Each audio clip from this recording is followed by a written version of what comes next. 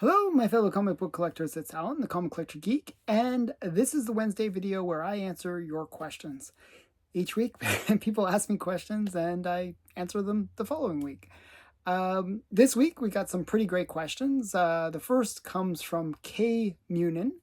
In this video, you mentioned artists having their own unique style. In your opinion, who is the greatest comic book artist of all time, classic or modern? Well, I have to say, I'm very biased on this one. And I actually did a video earlier where I said my favorite, why I love Alex Schomburg. And so he's my favorite artist of all time. So obviously I'm going to be kind of biased towards him. And I would say he is the best artist of all time. And I'll give you kind of my reasoning through books, actually. So I brought a few books to show of his art style. And I'll show you why I kind of like him the most. I'm a big fan of Bruce Timm, and I also like realism. So if you take those two elements and mix them together, you get Alex Schomburg. So realism with cartoonish flair, and I also like kind of Dan DeCarlo or Bill Ward, who are also very much good girlish and sexy kind of books. And if you add those, you also get Alex Schomburg. So a lot of this stuff kind of works together. So I'll give you a few examples of some Alex Schomburg art. This one, so when he started doing thrilling comics and like stuff for Nidor, he wasn't as detailed as he had been during the Timely era, okay? But still, you get some really great artwork. And I'm gonna kind of take this one out of the bag a bit so you can see it a bit better. And, there's a lot of stuff going on. You got the tiger kind of going after the girl. You got the bird in the tree. You got the sexy girl. So you get all these elements. And I just really like the fact that he was able to kind of get all these motions into the art and just all these different elements into the art as well. So this is Thrilling Comics. This just happens to be the first cover appearance of Princess Panther. So that's what makes it extra cool. And that's Alex Schomburg cover. Another one that kind of more from the Timely era, but also captures some of that motion that I talked about that he's good at. And the fact that he is able to do black costumes. Often if you do, black costumes are actually very tricky to do well. It's really hard to show detail in a black costume. So what he would do is do this kind of shading in blue where you could get all those kind of fine details. Like just if you look at the way he did her leg, her side, you get all the details of her body and it still maintain that it is a black costume. You get the shine.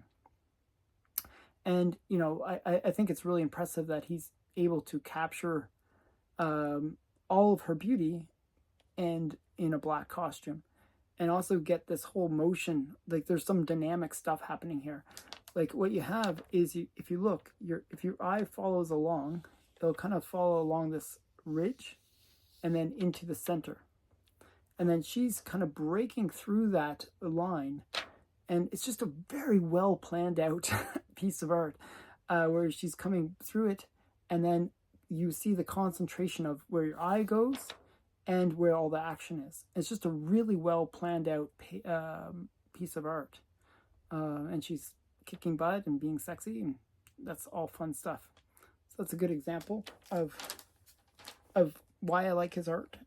Another one which kind of gives you a little sense of the detail that he puts into art and his more technical side. He's a very technical artist.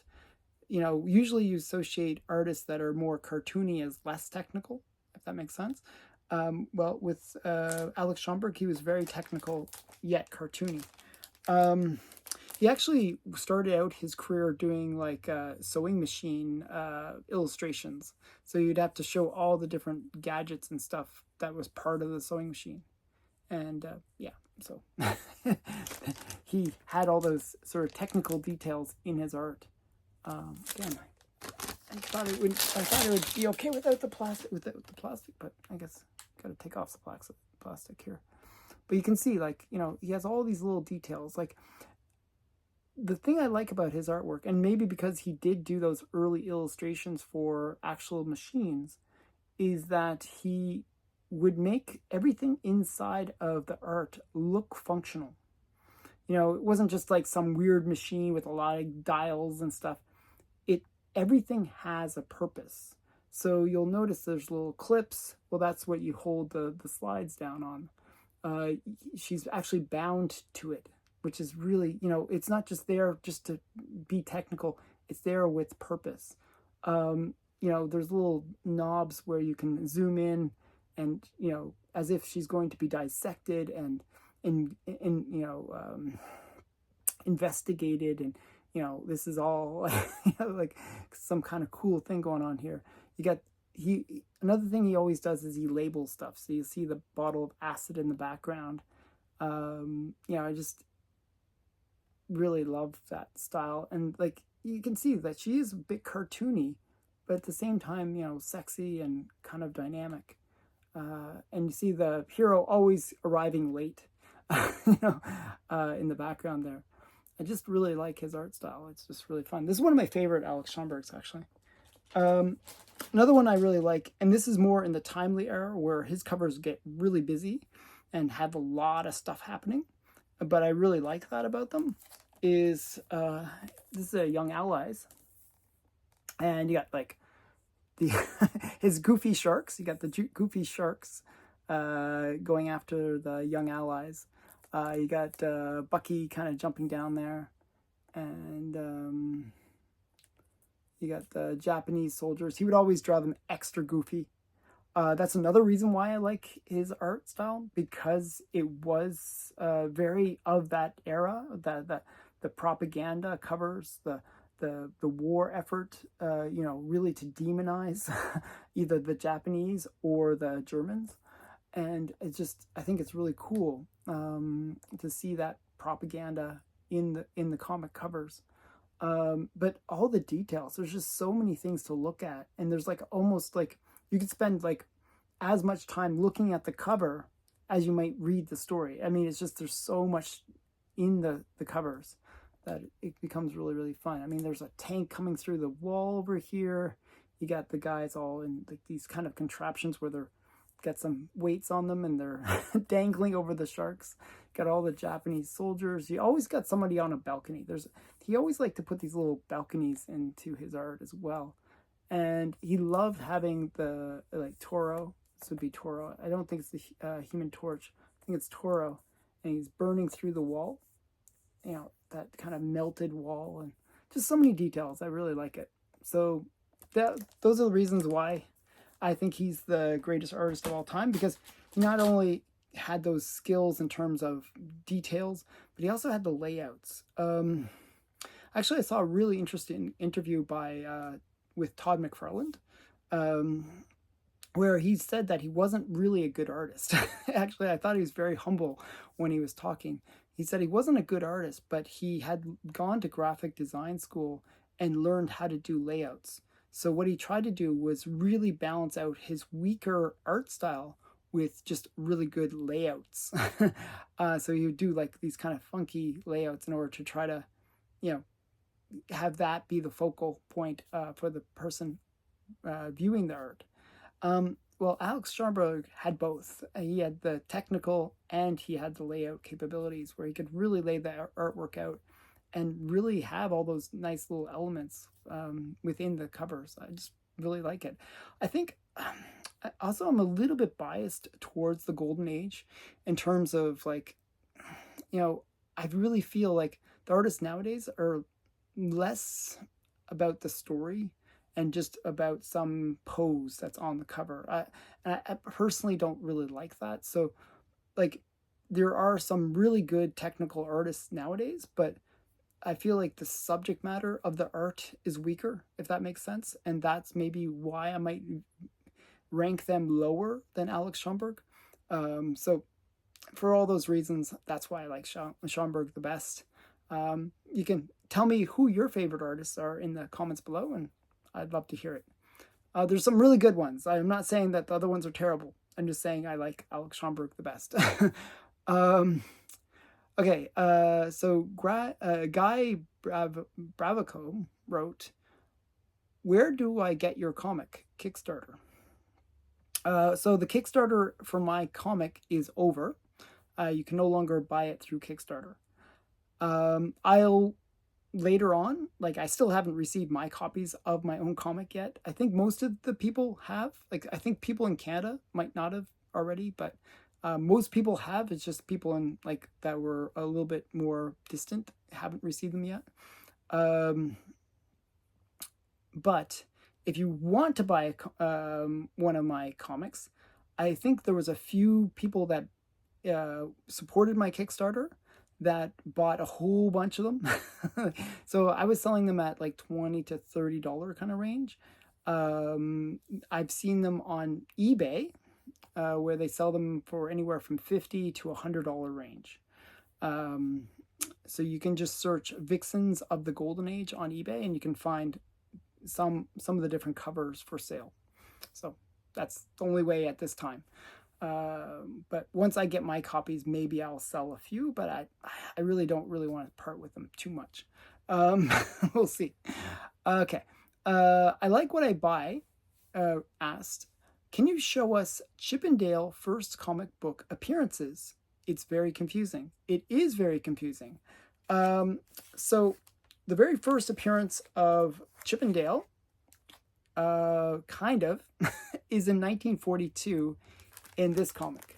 Mine's very beat up, but it is complete. And basically, Chip and Dale appear in this in a text story.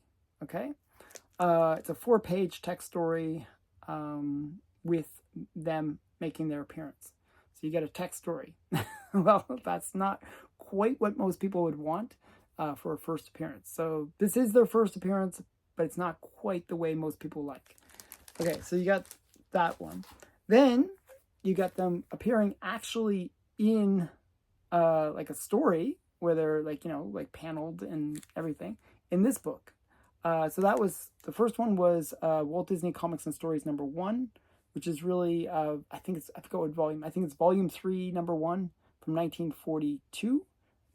Or you can also search for Walt Disney Comics and Stories #25. This one is Walt Disney Comics and Stories #9 or #69. So because they use this volume thing, where there's like multiple volumes, each year represents a different volume. This is also known as #69, or it's Walt Disney Comics and Stories, June 1946, Volume 6, #9.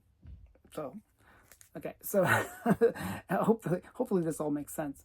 So yeah, so this is from 1946.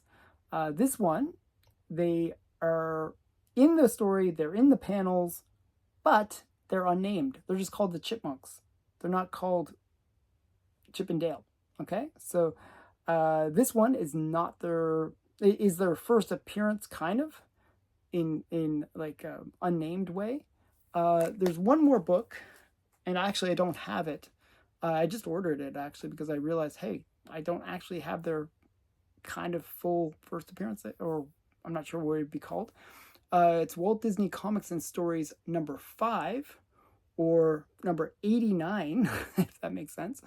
I think it's volume 8, #5, from 1948.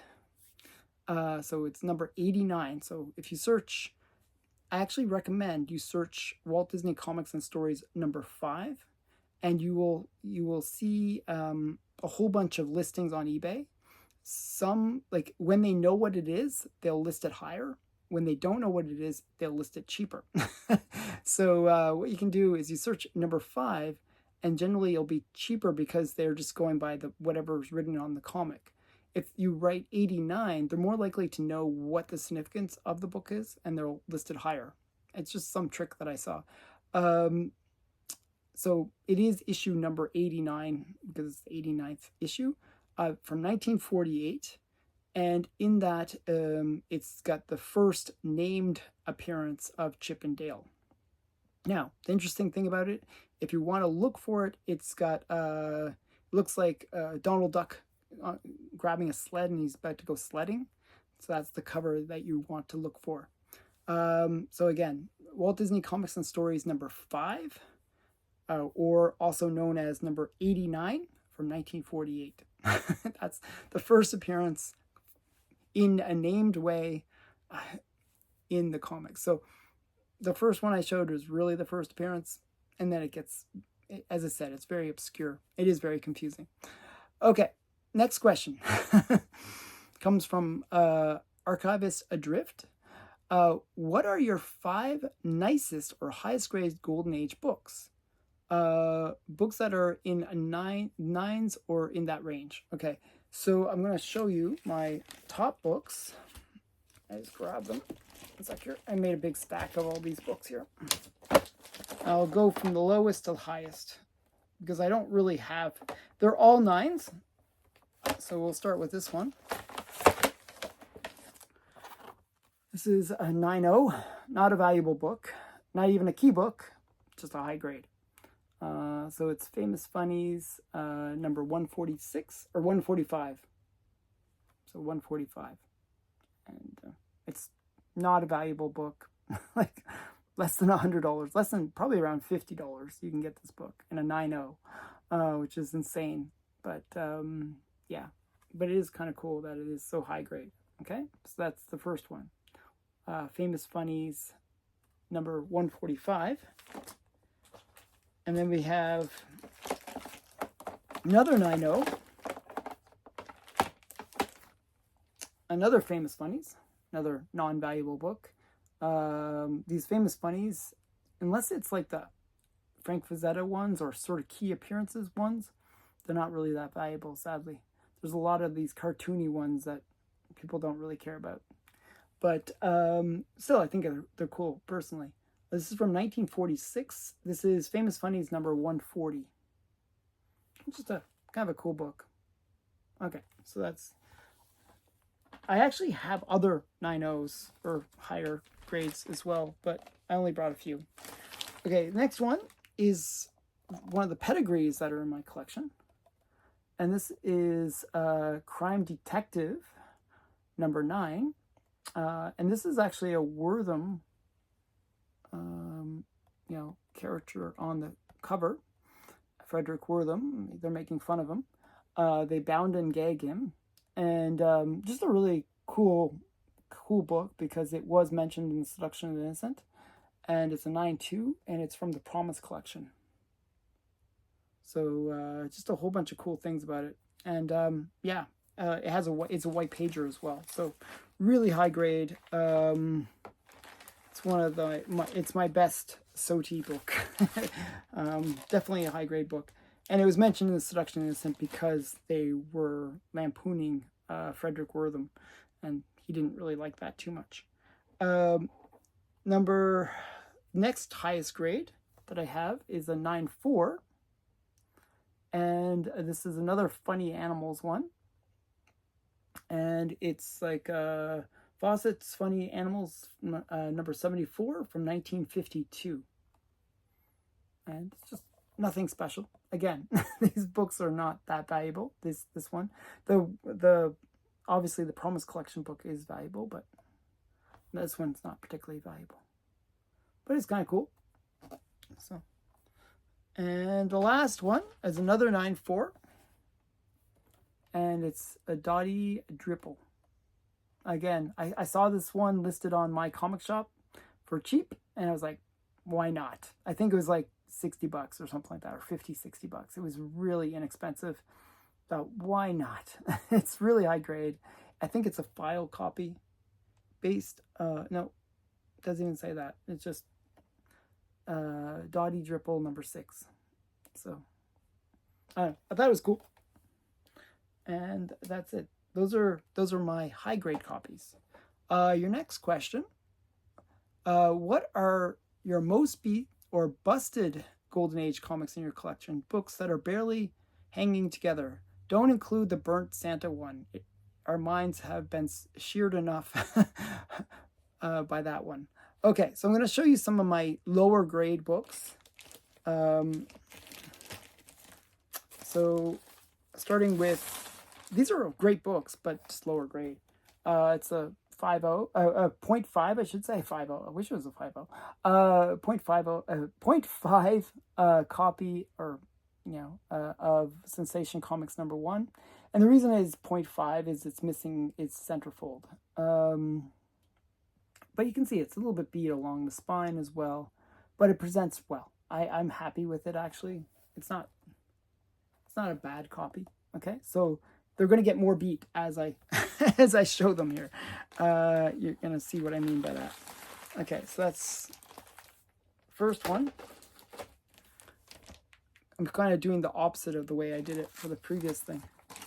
This one is really beat, not because the book is beat, but because the slab is beat. When I received this, the slab broke. So you can see it's like totally smashed. But it's also a low grade. It's a 0.5. It's missing, I think it's missing a couple wraps. What does it say? Cover detached, centerfold missing, effects story incomplete. So yeah. But this is the first appearance of Valkyrie, which is kind of cool. And I really love this book. I wish it was in higher grade.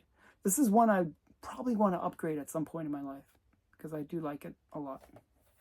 Show you the back as well. You can see that it has a crazy spine roll too. Just so many things going wrong. That's why it's in this big slab, because it's like it hasn't. They didn't bother fixing the spine roll. So there's a lot of things going on with this book. But at least, again, the book itself doesn't present that bad. It has a little bit of writing on the top, but actually doesn't present that bad. But yeah, it is low grade. Okay, so that one has a smashed case and is low grade. So we're getting a little bit worse with each book here. The next one is my X-Men #1. Actually, I do love this book, but it also bothers me at the same time because it is kind of rough. So this is my X-Men #1. Somebody's written 5 cents on it. It's got a whole bunch of staining along the side, and it's complete. It's just so rough that and it even has like a crazy spine roll. Look at the spine roll. You can see it's a pretty bad spine roll. But it is complete. It just looks really rough. Another 5 cent was written right here. They really wanted to sell it for 5 cents. And I just said, no, I'm not going to pay 5 cents for this book. I'm going to pay a lot more.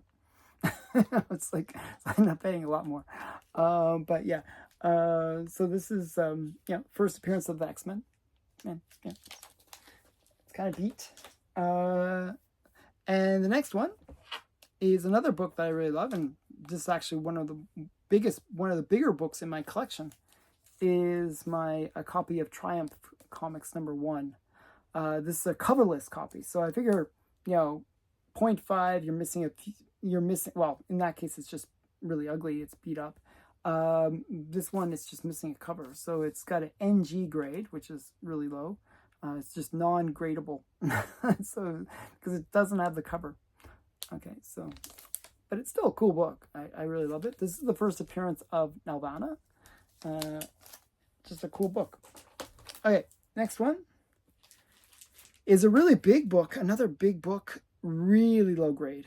This one is pretty beat. It's coverless, and it's missing a whole bunch of pages. Something's been cut out of it as well. But I got this for like $100. You're probably wondering, what is it? Why would you pay $100 for such a bad-looking book? Well, this is actually a copy of Pep #1. And it's the first appearance of the Shield. And it's just a kind of a cool book. Pep Comics later becomes Archie Publications. Because in Pep 22, you get the first appearance of Archie, and it just, it becomes like the thing that they focus on. But it originally was a superhero book, and this is an example of that book where it starts. Pep Comics #1. Very cool book, very low grade, but I'm happy to have it in my collection because it is kind of a cool book. I'd like to get one of those repro covers at some point, just to make it look like it's something.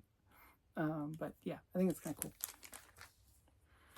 Okay, so those are my most beat up comics after the Santa Claus one, which is just a cover. it's like, and it looks like somebody lit it on fire. Okay. So next question comes from Eric Casagrande. And in a previous video, a long while back, you mentioned that you had 2-volume set of hardcover books that listed pictures of the many comic covers that had been previously issued. I can't seem to find the particular video, so would you be able to show those 2 hardcover books again? Well, yeah. They're called the Gerber Photo Journal, and I have to lift them up. They're a little heavy. Oh, I have 2 copies. I have 2 of them. And I'm only going to show the outside, sorry, because it's just too awkward to take them out of all the plastic and stuff. But this is the first one, which is A to, I believe it's A to J. Yeah, A to J. And it shows all the different books. So you got Action 1 up here. You got Hit Comics. You got Daring. That's like the first Alex Schomburg cover. I was mentioning Alex Schomburg earlier. Then you have Contact. You have Phantom Lady 17. You have Uncle Scrooge #1. You know, you have the Mr. Mystery with the eye. You have like a Silver Streak, I think it is. And then you have just a whole bunch of books. Every one of these books that's on this cover are super valuable because people collect these actual books because they were the ones that were mentioned on the cover. And we got a whole bunch on the back. I'll show you them all. I have a lot of them, actually, strangely. I just recently picked this one up. I have that one in my collection, which is kind of exciting. I have that one. Yeah, actually, I have a bunch of these. So very cool. You get Punch 12 up there as well. You can see that, the skull. World War III. Got some Superman, Fighting Yank. Just some really cool stuff. Mask. So that's all on that first one. And then, the second one, my copy is actually a mint copy of this. They're really heavy, by the way. They're like, they weigh a ton. Okay, so you got Superman #1, Fantastic Four. You got Horrific #3 in there. You got Daredevil #1. That's the Golden Age Daredevil #1. You might see that in a future unboxing. You got Batman #1 right there. You got Wiz Comics #2, which is really #1. Just a cool, like, who's who of the best comics. Yeah, just some really great stuff. And then if I can turn it around, see all the covers on the back. And the whole book would be just filled with every cover. Sometimes they wouldn't have like a copy of the cover that they could find, and they would just put a blank thing there. But later on, people found some of those covers as well. But yeah, you can see just some really cool books. I believe that's Planet Stories #1, or Planet Comics #1. Just some really major books for comic books. I have this one up here. This is Punch 20. Love that book. You have Out of This World. I love that book too. I have that. So, and then you got Amazing Spider-Man #1 up in the corner. Some Silver Age mixed in. You have Clairvoyant. I have that as well. Yeah, just some really great stuff. Just awesome books. All mentioned on the photojournal here. So yeah. So, that was like very heavy. But, so that's kind of what the photojournal would have. And really, those photojournals changed comics and changed comic book collecting forever.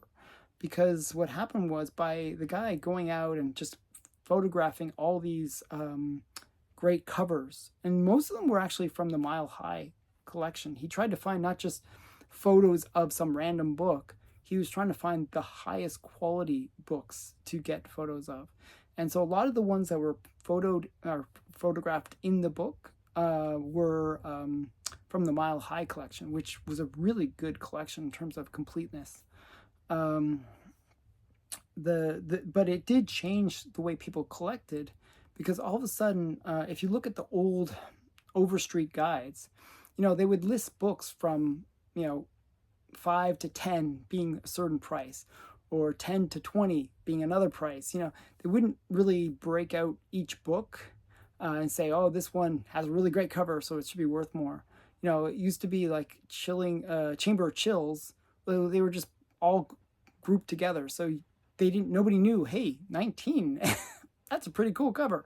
Um, so after the Gerber photojournal came out, they all of a sudden, certain key books that just had amazing covers all of a sudden started getting extra value. So it really did change comic book collecting forever, and gave a lot of people like, it sort of gave the common man access to a lot of the things that were really hidden. Like a lot of the people that had that stuff were like keeping it, like, and they were almost like gatekeeping it. I have something really cool that I'm not going to show anyone. And it's like, and so nobody would know even those books existed. So it really did change history. Really great books. Recommend, if you can, pick them up. They're out there. My comic shop will generally have them every so often. You can put them on your want list and they appear. That's how I got both of my copies.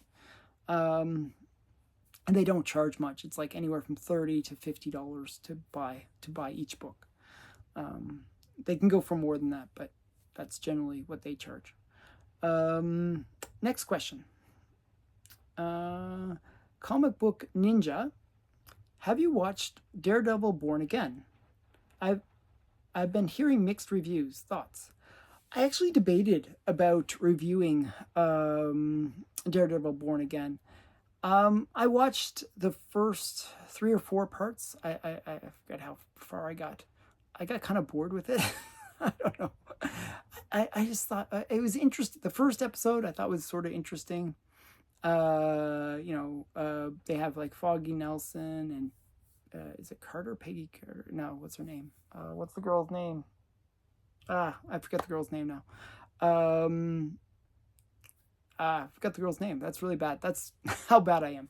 Okay, but they had like the main love interest for Daredevil.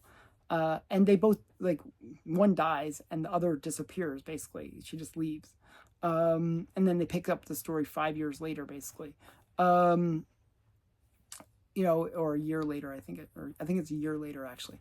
But it's just like all the main characters that you might have been interested in through the other series are gone.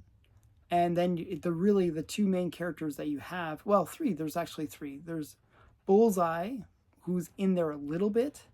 You have Kingpin, who's the kind of the main character. And then you have Daredevil. And Daredevil really doesn't even suit up until like later on, like resuits up. Like he suits up in the first one, but it's mostly like legal drama, I guess, up till half the episodes. And I don't know, I just found it a bit of a slog. A bit of a slog. It wasn't bad. I'm not saying it was bad. I just found it a little slow, a little bit like a bit of a grind. So that's kind of my thoughts on it. I mean, I think it was well written. There's things that I don't know. In a way, I kind of want my characters to be a little less fleshed out. I know that sounds weird. Normally, we like our characters to be really like, oh, we know everything about them and we can really feel what kind of personalities they are. But for example, Kingpin goes to therapy sessions with his wife.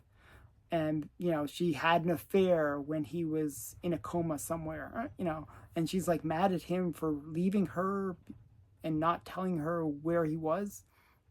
But he was like shot in the head. So how could he have even told her? It's like, women are just so non-understanding, I guess. It's just like things like that. It's just like, there's like so much drama that I'm not really interested in, I guess. I don't know. I'm just weird. I'm that way. So yeah, those are my thoughts. I thought it was a little slow, But there's parts of it that I actually really liked. There's a part where he becomes mayor, and the police chief is like, "Hey, I know you're scum.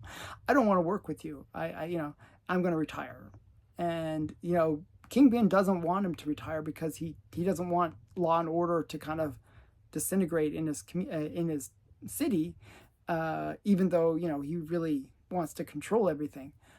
So he needs the police chief to stay in as police chief, and so he basically is like, okay, I understand your position, and then he kind of showcases like that he went to a restaurant.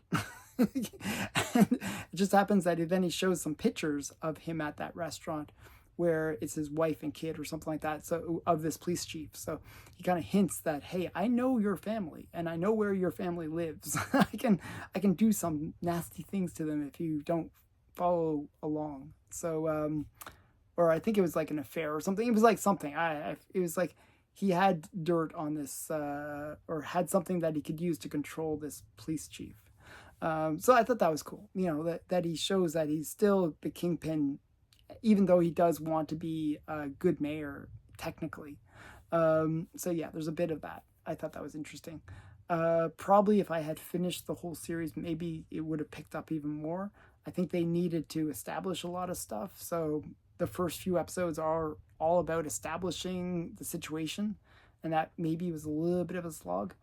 Probably picked up later. I found it too much to get into. Yeah, so those are my thoughts.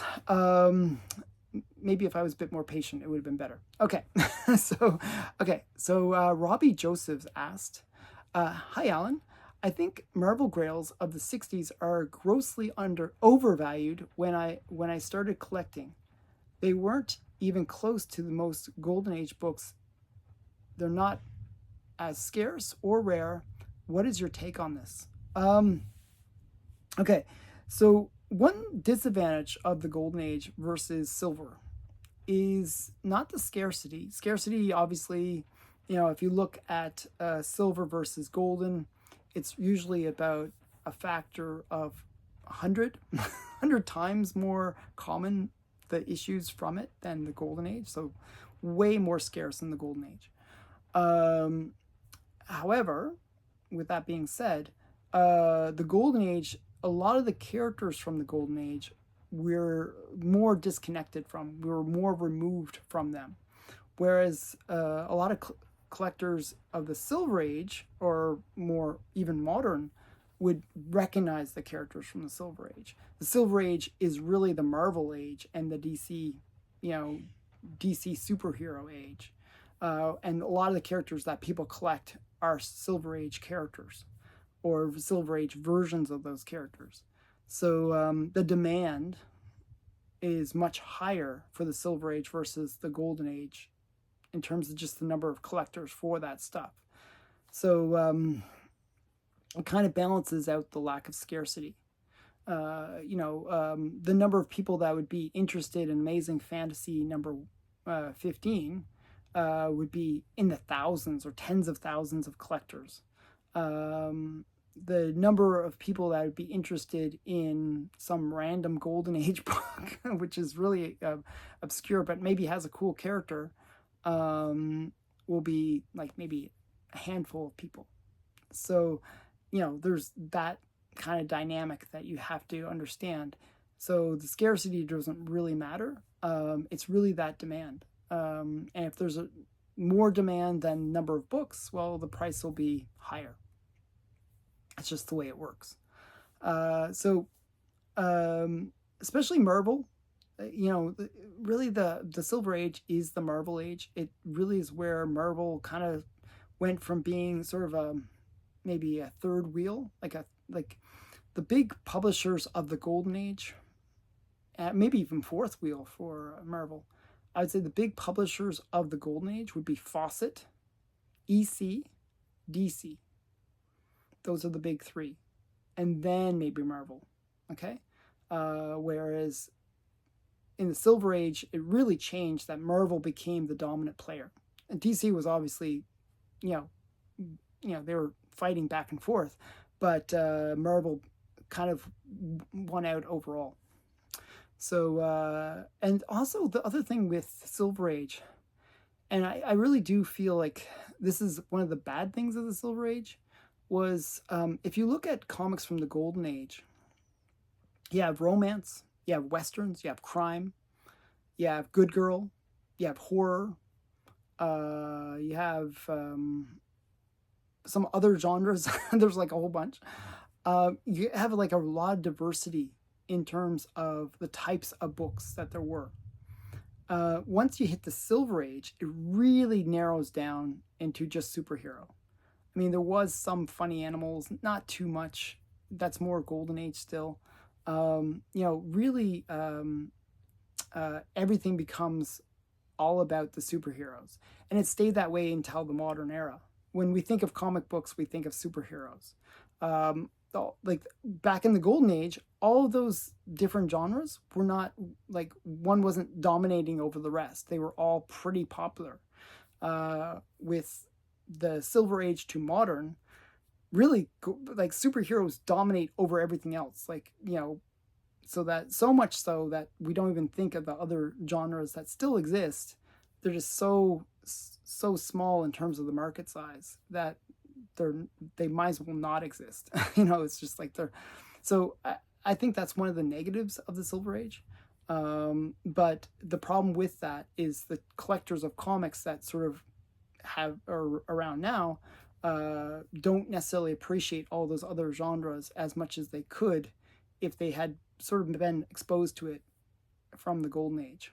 So, I mean, I and other collectors are younger that have kind of gone that way, and I really like romance or Golden Age, good girl or whatever, but that's more of a discovery thing that you have to go through to kind of go there, and not that many people are willing to take that journey. That's why a lot of the Golden Age books, in a weird way, are undervalued considering how scarce they are too. So I hope that adds a little bit of clarity on that. Personally, I like the Silver Age too. There's lots of great stuff, so I'm not gonna diss the Silver Age. It's just their books are much more common. That's all.